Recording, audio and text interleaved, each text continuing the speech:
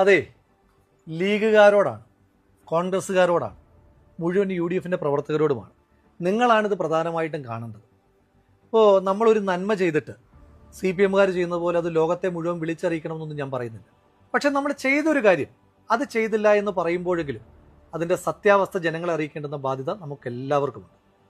ഈ അടുത്ത കാലത്ത് CPM സൈബറിടത്തിൽ പ്രചരിപ്പിച്ച ഒരു പ്രധാനപ്പെട്ട തമാശയുണ്ട്. വയനാട്ടിൽ ദുരന്തമുണ്ടായതിനു ശേഷം വീടുകൾ എത്തിയില്ലെങ്കിൽ എന്താ, പ്രിയങ്ക ഗാന്ധിയുടെ കലണ്ടർ എത്തിയല്ലോ എന്ന്. ഈ വയനാട്ടിലെ വീടുകളുമായി ബന്ധപ്പെട്ട് ഏറ്റവും ആധികാരികമായി സംസാരിക്കാൻ കഴിയുന്ന നമുക്കാണ്. നിങ്ങൾക്കൊരു കാര്യം അറിയൂ, രാഹുൽ ഗാന്ധി വയനാടിൻ്റെ MP ആയതിനു ശേഷം, കൃത്യമായി പറഞ്ഞാൽ ഒരു 2022 ശേഷം വയനാട്ടിൽ രാഹുൽ ഗാന്ധിയുടേതായ ഒരു പദ്ധതിയുണ്ട്. കൈത്താങ് എന്നാണ് ആ പദ്ധതിയുടെ പേര്. ആ പദ്ധതിയിലൂടെ മാത്രം ഇന്നുവരെ ഏതാണ്ട് 94 മനുഷ്യന്മാർക്കാണ് വീടുകൾ നിർമ്മിച്ച് നൽകി കൈമാറിയിരിക്കുന്നത്. അവിടെയെല്ലാം മനുഷ്യന്മാർ താമസിക്കുന്നുണ്ട്, സർക്കാരിൻ്റെ വീടുകൾ പോലെയല്ല. നിങ്ങളിൽ എത്ര പേർക്ക് ഈ 94 വീടുകൾ നൽകിയ കൈത്താങ് പദ്ധതിയെപ്പറ്റി അറിയാം? ഞാൻ തന്നെ ഈ കഴിഞ്ഞ ദിവസമാണ് രാഹുൽ ഗാന്ധിയുടെ ഓഫീസിൽ നിന്ന് ഇത് മനസ്സിലാക്കുന്നത്. ഞാൻ ആ ബെനിഫിഷ്യറീസിന് ലിസ്റ്റ് എടുത്തപ്പോൾ അതിനകത്ത് എനിക്ക് ശ്രദ്ധേയമായി തോന്നിയ ഒരു പേര് ഞാൻ കണ്ടു.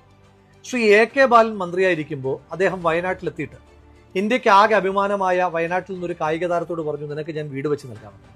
AK ബാലൻ അതങ്ങ് മറന്നുപോയി, പൊടി തട്ടി അങ്ങ് പോയി. പക്ഷേ രാഹുൽ ഗാന്ധി ഇതറിഞ്ഞിട്ട് അദ്ദേഹം വാക്കുമാറിയില്ല, വീട് വെച്ച് നൽകി. അതടക്കം വയനാട്ടിൽ കാട്ടാന ആക്രമണത്തിൽ കൊല്ലപ്പെട്ട ഒരു സാധു മനുഷ്യന്റെ കുടുംബത്തിന് വീട് വെച്ച് കൊടുത്തതടക്കമാണ് ഈ 94 വീടുകൾ. ഇനി ഈ ദുരന്തത്തിന് ശേഷമുള്ള കാര്യങ്ങൾ മാത്രം പറയാം. ശ്രീമതി പ്രിയങ്ക ഗാന്ധി എന്ത് ചെയ്തു എന്നാണല്ലോ ചോദിക്കുന്നത്. മുണ്ടക്കൈ ചൂരൽമല പ്രദേശത്ത് ചെറിയ ചെറിയ കച്ചവടങ്ങളുമായി ജീവിച്ചിരുന്ന ഒരുപാട് മനുഷ്യന്മാരുണ്ട്. അവരെ ഈ സർക്കാർ മൈൻഡ് ചെയ്തിട്ടേ ഇല്ല. അങ്ങനെയുള്ള 40 മനുഷ്യന്മാരെ ലിസ്റ്റ് ചെയ്ത് അവർക്ക് ഓരോരുത്തർക്കും 5 ലക്ഷം രൂപ വീതം ശ്രീമതി പ്രിയങ്ക ഗാന്ധി കൊടുത്തു. അങ്ങനെ നോക്കുമ്പോൾ ആകെ 2 കോടി രൂപയാണ് വയനാട്ടിൽ മുണ്ടക്കൈയിൽ ചെറിയ ചെറിയ കച്ചവട സ്ഥാപനങ്ങളുമായിരുന്ന മനുഷ്യന്മാർക്ക് ഇതിനോടകം ശ്രീമതി പ്രിയങ്ക ഗാന്ധി കൊടുത്തത്. ഇനി CPMകാരോടാണ് ചോദിക്കുന്നത്, ഈ വീട് നിർമ്മിക്കാൻ കോൺഗ്രസിന്റെ ഈ പൈസ ഇല്ല എങ്കിൽ നിങ്ങൾ എങ്ങനെയാണ് 100 വീട് നിർമ്മിക്കുന്നത് ചോദിക്കുന്നുണ്ടല്ലോ. ആ CPMകാരോട് പറയുന്നു, 94 വീട് നിർമ്മിക്കാൻ രാഹുൽ ഗാന്ധി ഒരു മനുഷ്യന്റെ കയ്യിൽ നിന്നെങ്കിലും 1 രൂപയെങ്കിലും പിരിച്ചിട്ടുണ്ട്. ഈ 2 കോടി രൂപ അവിടുത്തെ ചെറിയ കച്ചവടക്കാർക്ക് കൊടുക്കാൻ ശ്രീമതി പ്രിയങ്ക ഗാന്ധി 1 രൂപയെങ്കിലും പിരിച്ചിട്ടുണ്ടോ? ലീഗ് 50 വീടുകൾ നിർമ്മിച്ച് കൈമാറിയതിനെ പറ്റി നിങ്ങൾ എത്ര പേര് സംസാരിക്കുന്നുണ്ട്? ആ വീടുകളെന്ന് പറയുന്നത് സംസ്ഥാന സർക്കാർ നിർമ്മിച്ചു കൊടുത്തതുപോലെ ഇലക്ട്രിക് പണി, പ്ലംബിംഗ് പണിയൊക്കെ ബാക്കിയുള്ള വീടുകളല്ല, നിർമ്മാണം പൂർത്തീകരിച്ച ആളുകൾക്ക് കൈമാറി കഴിഞ്ഞു. നമ്മുടെ KPCC പ്രസിഡന്റ് കഴിഞ്ഞ ദിവസം കോൺഗ്രസിന്റെ കണക്ക് പുറത്തുവിട്ടതിന് ശേഷം ഹാലിളകിയ CPMകാർ പ്രചരിപ്പിക്കുന്ന പുതിയൊരു ക്യാപ്സ്യൂളുണ്ട്. VS ജോയ് വെറും 3 പേരിൽ നിന്ന് പിരിച്ചത് 55 ലക്ഷം രൂപയാണ്. അങ്ങനെയാണെങ്കിൽ കേരളത്തിലെ കോൺഗ്രസ്സുകാരാകെ എത്ര രൂപ പിരിച്ചു കാണും? ആ ക്യാപ്സ്യൂൾ നിങ്ങൾക്കും ആപ്ലിക്കബിൾ ആണല്ലോ. അങ്ങനെയാണെങ്കിൽ ഞാൻ തിരിച്ചൊരു ചോദ്യം ചോദിക്കട്ടെ. നമ്മുടെ DYFIക്കാരുടെ 20 കോടിയെ പറ്റിയിട്ടാണ്. DYFIയുടെ പയ്യന്നൂർ ബ്ലോക്ക് കമ്മിറ്റി പിരിച്ചത് 33,18,907. DYFI മാടായി ബ്ലോക്ക് കമ്മിറ്റി പിരിച്ചത് 28,525,000. തലശ്ശേരി ബ്ലോക്ക് കമ്മിറ്റി പിരിച്ചത് 46,18,568.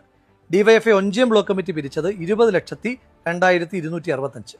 DYFIയുടെ തളിപ്പറമ്പ് ബ്ലോക്ക് കമ്മിറ്റി പിരിച്ചത് 23,50,000. DYFI നീലേശ്വരം ബ്ലോക്ക് കമ്മിറ്റി പിരിച്ചത് 30,300,000. അപ്പോൾ ഈ 6 കൂടെ കൂട്ടുമ്പോൾ, 6 ബ്ലോക്ക് കമ്മിറ്റികൾ മാത്രം പിരിച്ച പണം കൂട്ടുമ്പോൾ ഏതാണ്ട് 1,80,90,565 രൂപ. അതായത് ശരാശരി എടുക്കുമ്പോൾ ഒരു ബ്ലോക്ക് കമ്മിറ്റി ഏതാണ്ട് 30,15,094 രൂപ വെച്ച് പിരിക്കണം. നമ്മുടെ DYFIക്ക് കേരളത്തിൽ 220 ബ്ലോക്ക് കമ്മിറ്റികളാണുള്ളത്. അങ്ങനെ വെച്ച് നോക്കുമ്പോൾ കേരളത്തിലാകെ DYFIക്കാർ പിരിച്ചത് 63,33,20,716 രൂപ. നിങ്ങൾ CMDRFിലേക്ക് പൈസ കൊടുക്കാത്തതിനകത്ത് തന്നെ ഞങ്ങൾക്ക് ചില സംശയങ്ങളുണ്ട്. പോട്ടെ, നിങ്ങൾ അല്ലാതെ കൊടുത്തു എന്ന് പറയുന്ന അവകാശപ്പെടുന്ന തുക തന്നെ 20 കോടിയാണ്. ഇനി DYFIക്കാരും പറയൂ, നിങ്ങൾ പിരിച്ച 66 കോടിയിൽ 20 കോടി മാത്രം കൊടുക്കുമ്പോൾ ബാക്കി 46 കോടി രൂപ ആരുടെ അന്നനാളത്തിലാണ് നിങ്ങൾ നിക്ഷേപിച്ചിരിക്കുന്നതെന്ന് നിങ്ങൾ പറയണം. തുറന്നു പറഞ്ഞാൽ DYFIയുടെ കണക്ക് അടിമുടി ദുരൂഹമാണ്. നിങ്ങൾ ആകെ 20 കോടി രൂപ മാത്രമാണ് പിരിച്ചതെന്ന് പറഞ്ഞാൽ ഞാൻ വിശ്വസിക്കില്ല. എങ്കിലും പോട്ടെ, നിങ്ങൾ 20 കോടി എങ്ങനെ പിരിച്ചു എന്നാണ് പറഞ്ഞത്? നിങ്ങളുടെ നേതാക്കന്മാർ പറഞ്ഞത് ഞങ്ങൾ ആരിൽ നിന്നും 1 രൂപ പോലും കൈപ്പറ്റിയിട്ടില്ല, എല്ലാം ആക്രി പെറുക്കിയും മറ്റുമാണ് ഞങ്ങൾ പൈസ കണ്ടെത്തിയെന്നാണ്. അങ്ങനെ ആകുമ്പോഴൊരു ചെറിയ പ്രശ്നമുണ്ടല്ലോ. കേരളത്തിൽ പഴയ ഇരുമ്പിന് ആകെ 31 രൂപയെ കിട്ടും. പഴയ പത്രമാണെങ്കിൽ 21 രൂപ, പഴയ പ്ലാസ്റ്റിക് ആണെങ്കിൽ പിന്നെയും വില കുറവാണ്, ആകെ 12 രൂപയെ കിട്ടും. അങ്ങനെയാണെങ്കിൽ നിങ്ങൾക്ക് 20 കോടി രൂപ വേണമെങ്കിൽ എത്ര ടൺ കണക്കിന് പേപ്പറും പ്ലാസ്റ്റിക്കും ഇരുമ്പും ഒക്കെ കൊടുക്കേണ്ടി വരും? അങ്ങനെയാണെങ്കിൽ ആ സമയത്ത് കേരളത്തിലെ റോഡുകളിലെല്ലാം ഡിവൈഎഫ്ഐക്കാരുടെ ആക്രി ലോറികൾ മാത്രം കൊണ്ട് നിറഞ്ഞന്. അങ്ങനെ ഒരു കാലം നമുക്ക് ഓർമ്മയില്ല. എങ്കിലും പോട്ടെ, നിങ്ങൾ അത്രയും രൂപ സമാഹരിച്ചു എന്ന് ഇരിക്കട്ടെ. നിങ്ങളോട് ഈ കണക്കുകൾ ചോദിച്ച ആളുകൾ ഉത്തരം മുട്ടിക്കുന്നുണ്ടല്ലോ, ആ ആളുകളെ ഉത്തരം മുട്ടിക്കാനായിട്ടുള്ള ഒരു എളുപ്പമാർഗ്ഗം ഞാൻ പറഞ്ഞുതരാം. ഈ നിങ്ങൾ ആക്രി വിറ്റ പൈസയാണെന്നല്ലേ പറഞ്ഞത്? അങ്ങനെയാണെങ്കിൽ ഈ ആക്രിക്ക്, പ്രത്യേകിച്ച് ഇരുമ്പാണ് എങ്കിൽ GST ആയിട്ട് കടക്കാർ കൊടുക്കേണ്ടത് 18%. അങ്ങനെയാണെങ്കിൽ കേരളത്തിൽ ഈ 20 കോടി രൂപ ആക്രി വിൽക്കുമ്പോൾ ആക്രി കച്ചവടക്കാർ GST ആയി കൊടുക്കേണ്ടത് 3,60,00,000 രൂപയാണ്.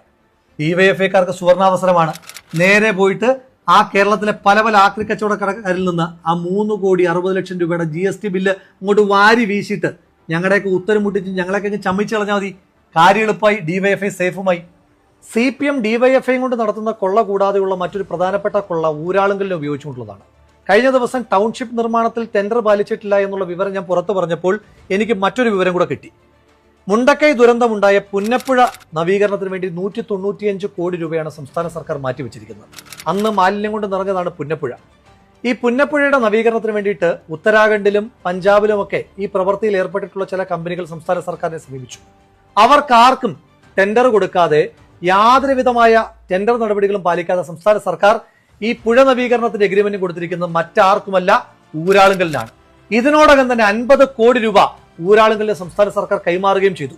മനുഷ്യമാംസം വരെ അടിഞ്ഞ ആ പുഴയിൽ നിന്ന്, ആ മാംസത്തിൽ നിന്ന് പോലും പൈസ കൈയിട്ട് വാരുവാൻ വേണ്ടി ഊരാളുങ്കലിൽ ഉപയോഗിക്കുന്ന സംസ്ഥാന സർക്കാർ, സത്യത്തിൽ അത് ഊരാളുങ്കലല്ല, പൈസ ഊരാനുള്ള സംസ്ഥാന സർക്കാരിന്റെ അങ്കിളാണ് ഊരാളുങ്കൽ എന്ന് ജനം തിരിച്ചറിയുകയാണ്. കുടുക്ക പൊട്ടിച്ച പണം മുതൽ ഓരോ ചില്ലിക്കാശും CMDRFിലേക്ക് മാത്രം നിക്ഷേപിക്കാനാണ് ആദ്യം മുതൽക്കേ സംസ്ഥാന സർക്കാർ പറയുന്നത്. അതുതന്നെയാണ് CPM ഏറ്റുപറഞ്ഞത്. പിന്നെയും എന്തുകൊണ്ടാണ് CPMന്റെ യുവജന സംഘടനയായ ഡിവൈഎഫ്ഐ മാത്രം CMDRFിൽ പൈസ നിക്ഷേപിക്കാതെ മറ്റൊരു അക്കൗണ്ടിലാണ് പണം ഇട്ടതെന്ന് പറയുന്നത്? എന്തുകൊണ്ടാണ് ഡിവൈഎഫ്ഐക്ക് മാത്രം ഊരാളുങ്കലുമായി സെപ്പറേറ്റ് എഗ്രിമെന്റ് ഉള്ളത്? ഊരാളുങ്കലും CPMന്റേത്, ഡിവൈഎഫ്ഐയും CPMന്റേത്. 20 കോടി തന്നെ കൊടുത്ത കർണാടക സർക്കാരിനോട് CMDRFിലേക്ക് തന്നെ പണമിടാനാണ് പറഞ്ഞിരിക്കുന്നത്. അപ്പൊ ഇതിനകത്ത് അടിമുടി ദുരൂഹതയില്ല. ശവം തിന്നാൻ വരുന്ന കഴുകനേക്കാൾ ക്രൂര മനസ്സുമായി ഒരു പുഴയിലാകെ ഒഴുകി നടന്ന മനുഷ്യമാംസങ്ങളെ മറയാക്കി നിങ്ങൾ കൊയ്തുണ്ടാക്കിയ ആ കോടിക്കണക്കിന് രൂപയ്ക്ക് ഈ നാട് മറുപടി പറയിക്കും തീർച്ച. നിങ്ങൾ CPMന്റെ നേതാക്കന്മാർ ഉണ്ണുന്ന ഓരോ വറ്റ് ചോറിലും ആ സാധു മനുഷ്യന്മാരുടെ മാംസത്തിന്റെ ഗന്ധമുണ്ടായിരിക്കുമെന്നുള്ള ഓർമ്മ നിങ്ങൾക്ക് എല്ലാ കാലത്തും ഉണ്ടാകണം. ഈ 9-ന് ഈ കണക്ക് നാട് പറയിക്കുക തന്നെ ചെയ്യും. ഒരപകടമുണ്ടാകുമ്പോൾ ആശുപത്രിയിൽ കൊണ്ടുപോകുന്നതിന് പകരം അവയവം അടിച്ചു മാറ്റാമെന്ന മാനസികാവസ്ഥയിൽ നിന്ന് CPMന്റെ നേതാക്കന്മാർ മാറേണ്ടുന്ന കാലം കഴിഞ്ഞിരിക്കുന്നു. പറക്കമുറ്റാത്ത പിഞ്ചു കുഞ്ഞുങ്ങളുടേതടക്കം എത്ര മൃതശരീരങ്ങളാണ് മാംസകഷ്ണങ്ങളായി ചാലിയാർ പുഴയിലൂടെ ഒഴുകി നടന്നത്. ആ മാംസകഷ്ണങ്ങൾക്കാണ് ശവംതീനികളായ CPMന്റെ നേതാക്കന്മാർ വില പറഞ്ഞിരിക്കുന്നത്. CPMന്റെ ശവംതീനികളായ നേതാക്കന്മാരോട് ഓർമ്മപ്പെടുത്തുന്നു, ചാലിയാർ പുഴയാണ് സത്യം, ആ പുഴയിലൂടെ ഒഴുകിയ മനുഷ്യരാണ് സത്യം. ഈ നാട് നിങ്ങൾക്ക് മാപ്പ് തരില്ല ഒരു കാലത്തും. ജനങ്ങൾ ജനവിധിയിലൂടെ അത് തെളിയിക്കുക തന്നെ ചെയ്യും.